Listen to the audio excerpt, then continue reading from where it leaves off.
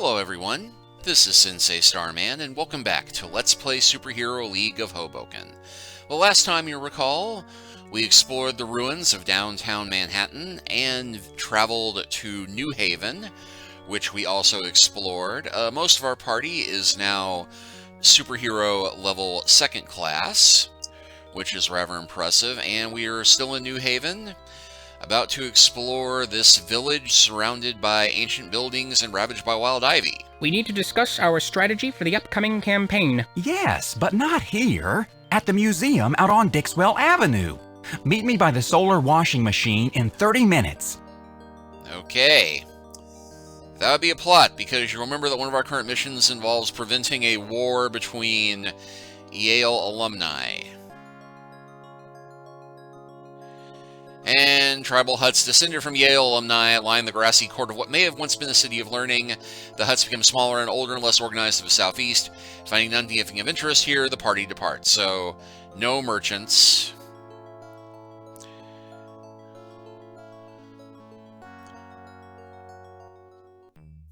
Museum of Science and Industry. This is the large central space of an abandoned museum that was apparently once devoted to scientific and engineering exhibits. The museum exit is south, and another hall joins to the east. On opposite sides of this large room are two parabolic dishes. In front of each dish, a red spot has been painted on the ground. That seems a mite suspicious. Let's see, the two dishes are mounted vertically like large white salad bowls on their side at either end of the room. There's a red spot on the floor just in front of each dish. There's a plaque near one of the dishes. The plaque which hangs near one of the dishes is still quite readable after all these years. Okay, read the plaque. Smartass. Incredible whispering dishes. The parabolic shape of these dishes can focus sounds into the loci indicated by the red spots on the floor. Stand on one of the red spots and have a friend stand on the other red spot. Even as you whisper, you'll hear each other as if you were standing inches apart.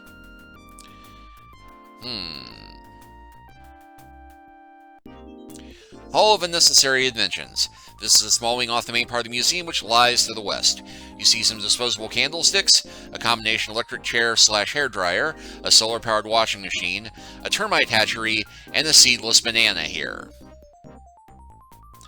We take the seedless banana, because we can. The sign accompanying this exhibit points out what a great idea disposable candlesticks must have appeared to be. After all, everybody hates cleaning those waxy drippings off the outside of candlesticks. With our perfect hindsight, it's easy to laugh at the inventors, but if you were in their shoes, would it really have occurred to you that paper candlestick holders would catch fire? You should examine each individual exhibit to find out what each corresponding sign says.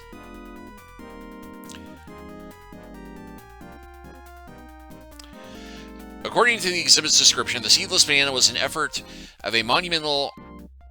the seedless banana was the result of monumental effort in gene splicing, but which fizzled when it reached the marketplace. After the fact, focus groups revealed that, well, people just don't care if their bananas have seeds or not. The banana, being rather ancient, is pretty shriveled and desiccated.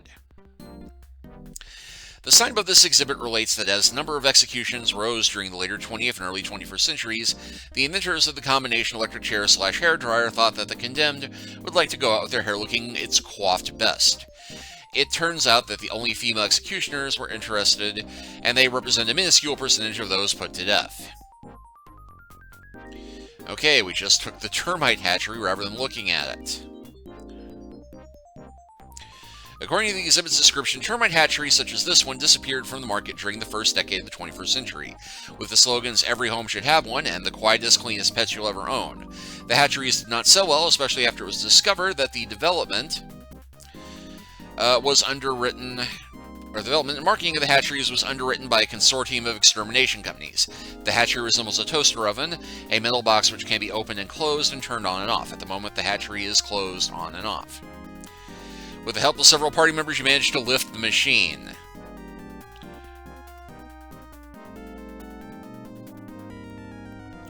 The washing machine is a shaped device of enamel steel with a large array of solar energy collectors mounted on the side.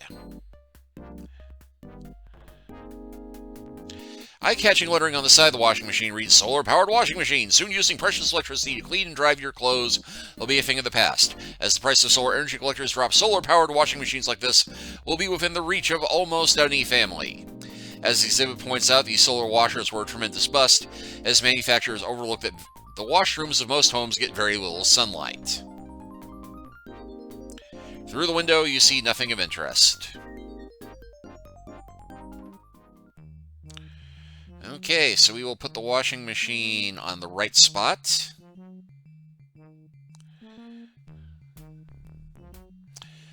The two dishes are mounted vertically like large white salad bowls. I guess at this point we just need to wait. Time passes. Let's meet back at the washing machine in 30 minutes to finalize the plans. Okay, they converge on the solar washer, glancing suspiciously at you. They begin speaking in a whisper.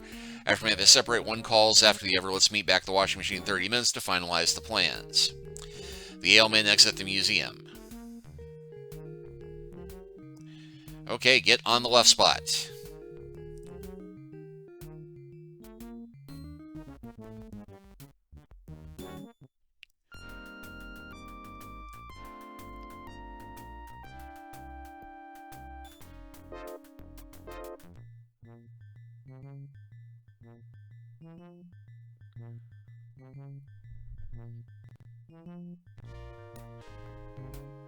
The two men from the old campus enter from opposite ends of the room. They converge on the solar washer. Glancing suspiciously at you, they begin speaking in a whisper, and you can hear every word. We're all set to move on Princeton. Good. I've equipped the men. Those tigers won't stand a chance against those old space lasers you found in the basement of that military lab. Right! This time, we'll burn their precious library to the ground. All right. Out of curiosity, let me pick the washing machine up again. Just on the odd chance that we might need this again. The washing machine is too big and heavy to lug around outside. You'll have to put it down before departing. Okay.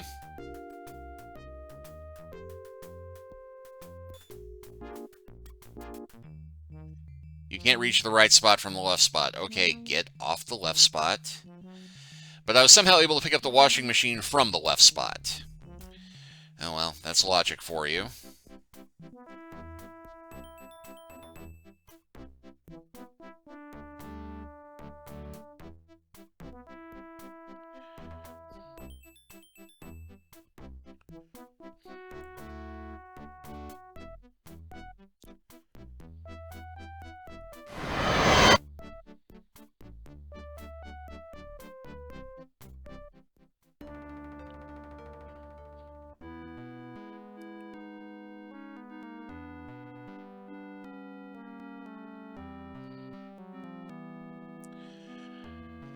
And while we probably won't need to rest anytime soon, might as well get that done. Okay, so we will hurry across the map to try and make our way back to where Princeton is.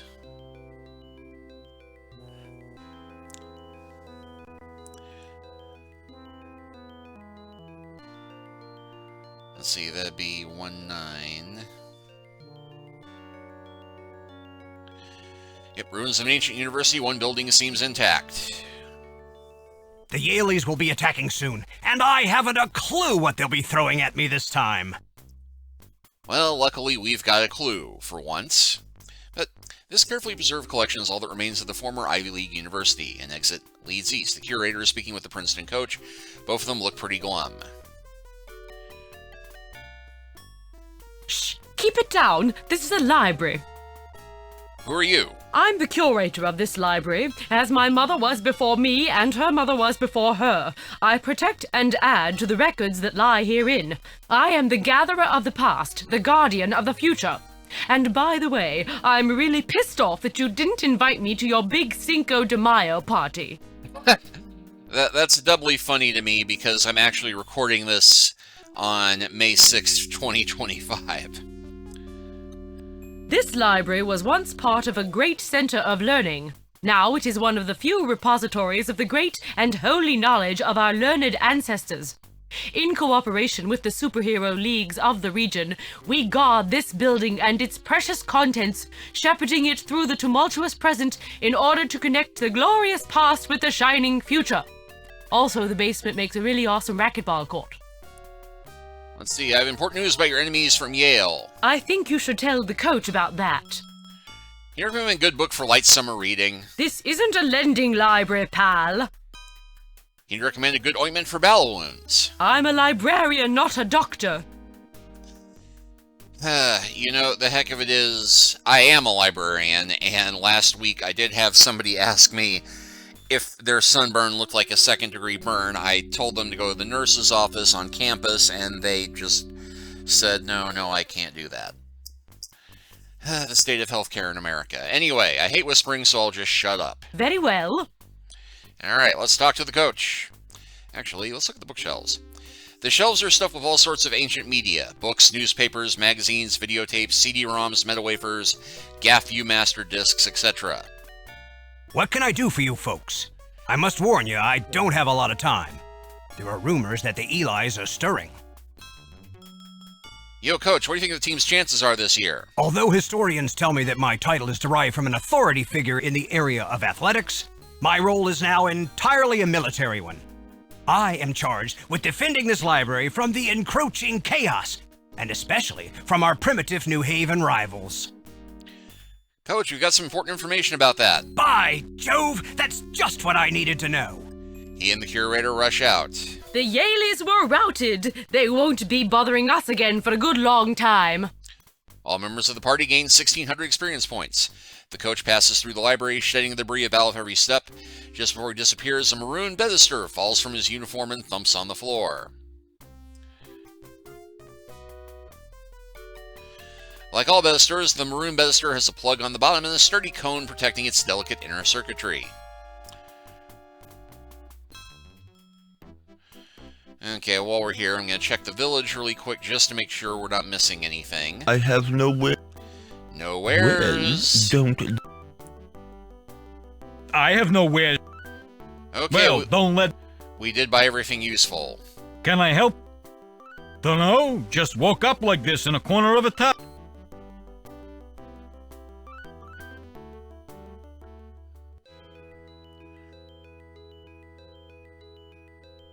Alright, so with that done.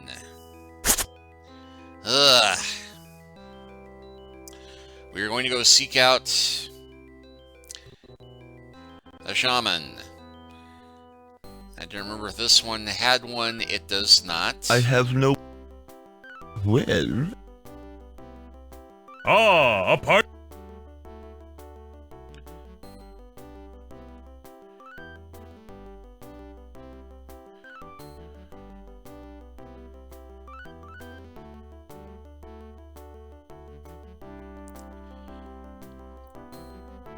Yeah, not worth it at this point, even if I do have party members who don't have all this stuff.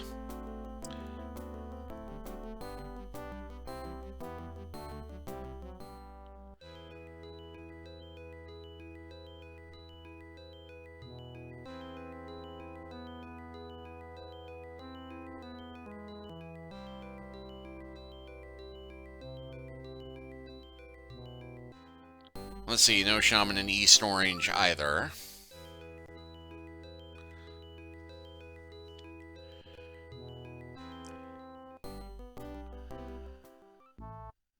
What? Let. Look, ma.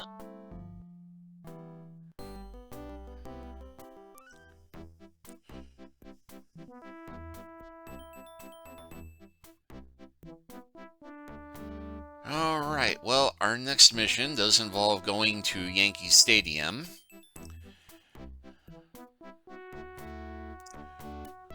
Which I believe is this one. No, wait, it's Yankee Stadium is to the south of us. Yep, heavier the imposing walls of a partially submerged arena. There are numerous openings in the facade. Are you interested in exploring the interior? And no description of Yankee Stadium this time around. And,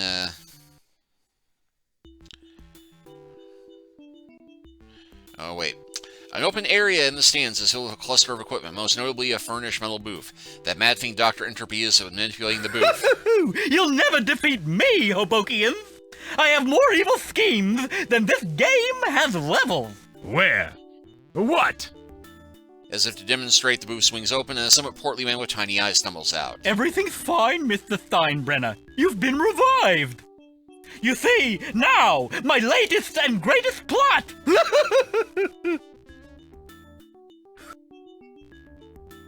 You see George Steinbrenner, a strongbox, and a revivification booth. So, yes, for those of you who don't know, George Steinbrenner was the owner and manager of the New York Yankees for a time, and was widely hated even by Yankees fans for a lot of reasons not worth going into. So bringing him back from the dead is a truly evil and dastardly plot. Yes, what is... As one who has... Yep, so there's a plan. As one who extensively studied the history of the late 20th century, I know that few, if any, men of that era were responsible for the breakdown of a sensible social order as this man was. To bring him back now and install him in the position of authority, even my fantastically analytical mind cannot calculate the possibilities. Oh, just imagine how prescient this would have been if they'd gone with the Donald Trump joke instead of the George Steinbrenner joke.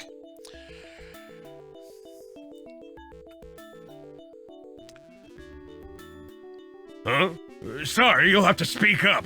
My hearing's not 100% yet. I understand that it's one of the side effects of being dead for over a century.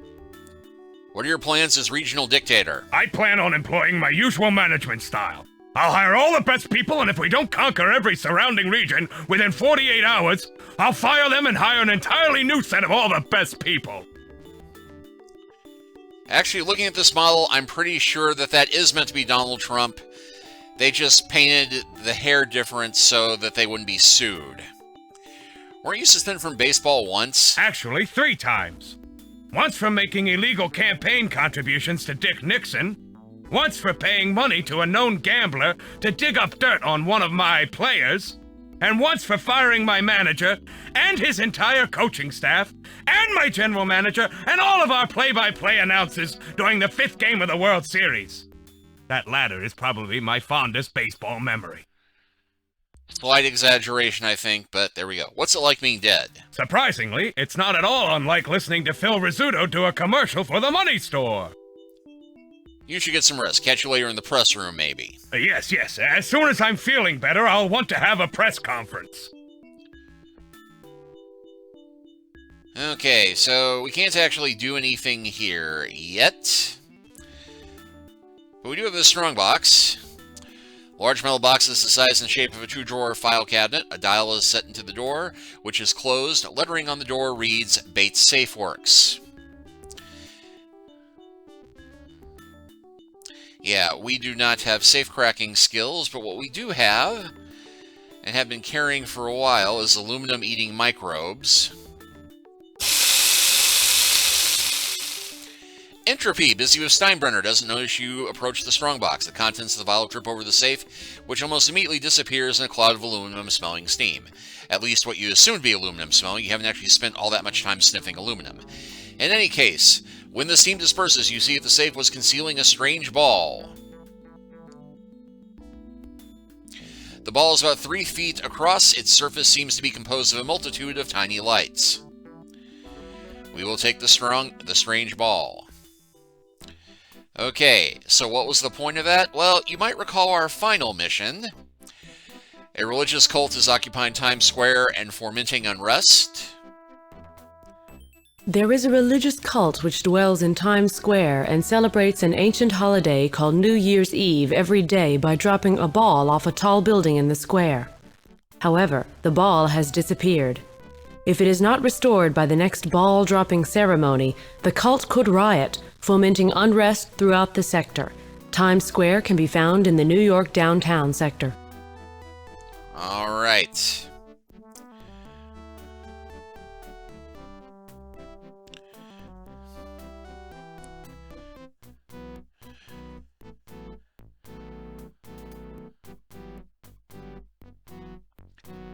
And you might recall we did find Times Square earlier.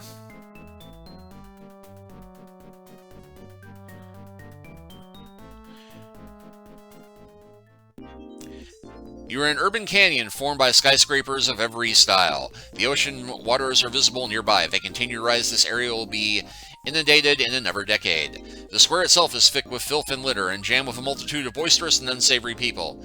In other words, yeah. The crowd suddenly parts, providing a view of the man who is clearly the leader of this cult. His back is to you, and his head is turned by the fur-lined hood of his parka.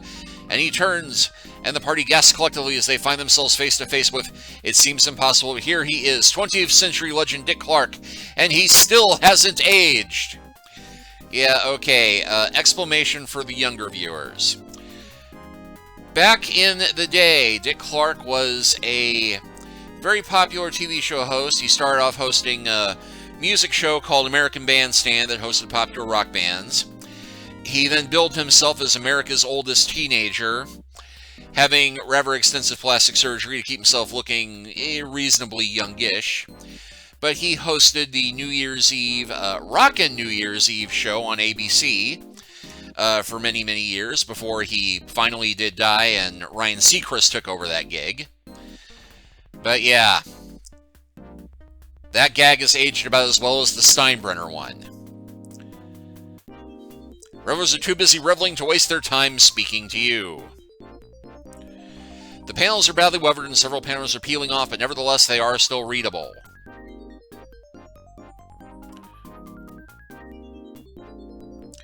He's a cheerful and extraordinarily well-preserved man. He sports a set of daringly unfashionable fuzzy earmuffs.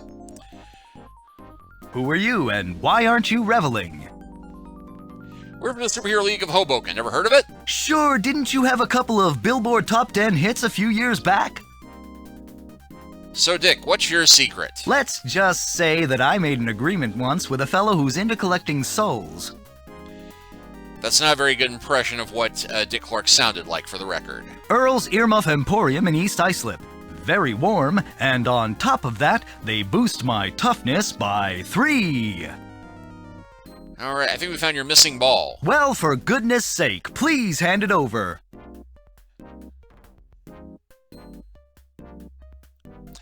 You found the missing ball! Men, call off the extremely destructive rides and let's celebrate with a dance marathon. And you, superheroes, step over the winner's circle. Which one of you is going to get the clues and which one's going to receive? Before you can answer, the dance marathon begins and Dick heads off to judge it. As he departs, an ochre-colored pedestal drops out of the ball and lands on your feet. And everybody gains 1,600 experience points. So go ahead and take that pedestal.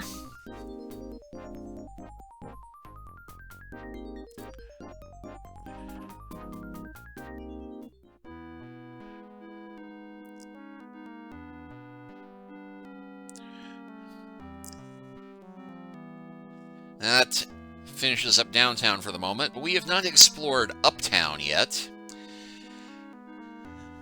Although, weirdly enough, it does look like we could have gone there directly from the south part of downtown. So, what the heck, let's get a little bit of fighting in, and maybe we can clear this out.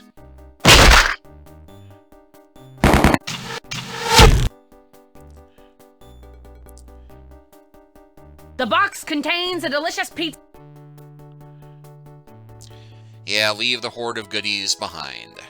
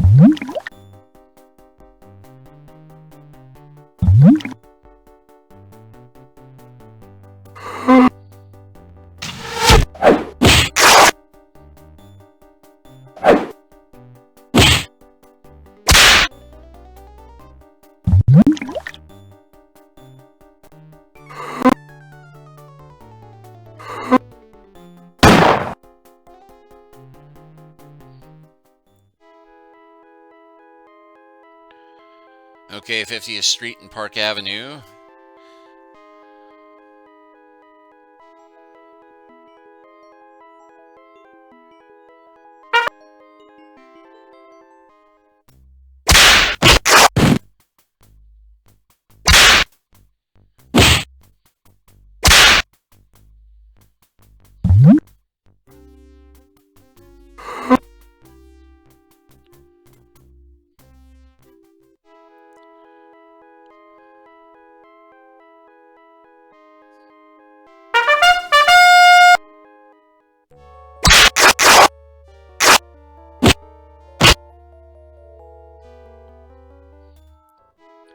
Man, they actually took out Mademoiselle Pepperoni.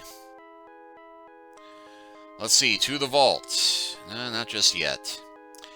I know better than to go exploring a vault in a post-apocalyptic... I found the top of a stairway over here!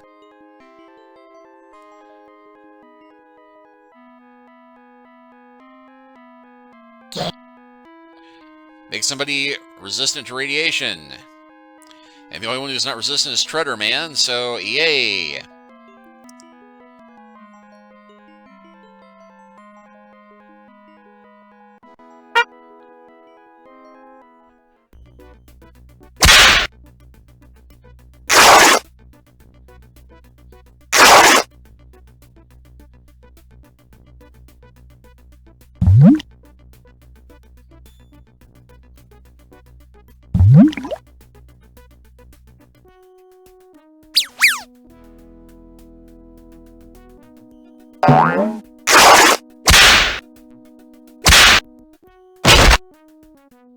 Princess Glove Box!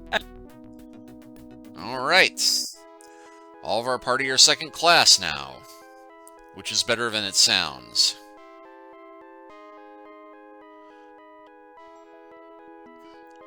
Columbus Circle, Carnegie Hall. Hey, we found the way there.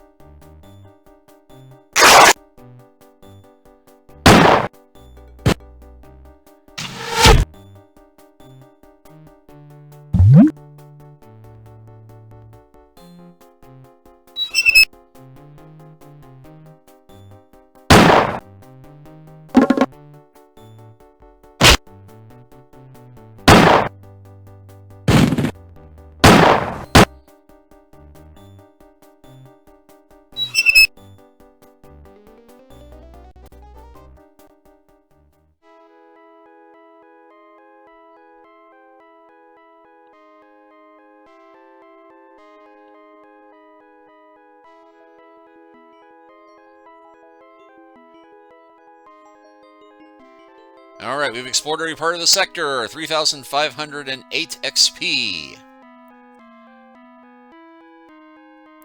I'm feeling very accomplished. We still haven't cleared all the baddies out of the sector, though, but we are looking at one more rest before we can do that.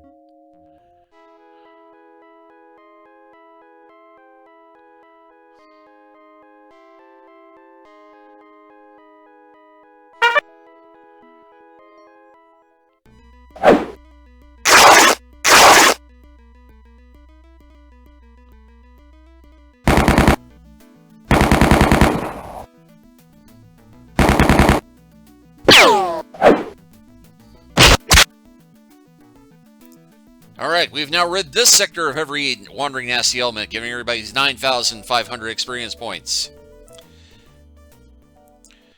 Alright, so with that done, we will go ahead and close this chapter out, but next time, we will stop Doctor Entropy. How? Tune in next time to find out. Same Starman time, same Starman channel. Please like and subscribe if you haven't already, and we'll see you next time.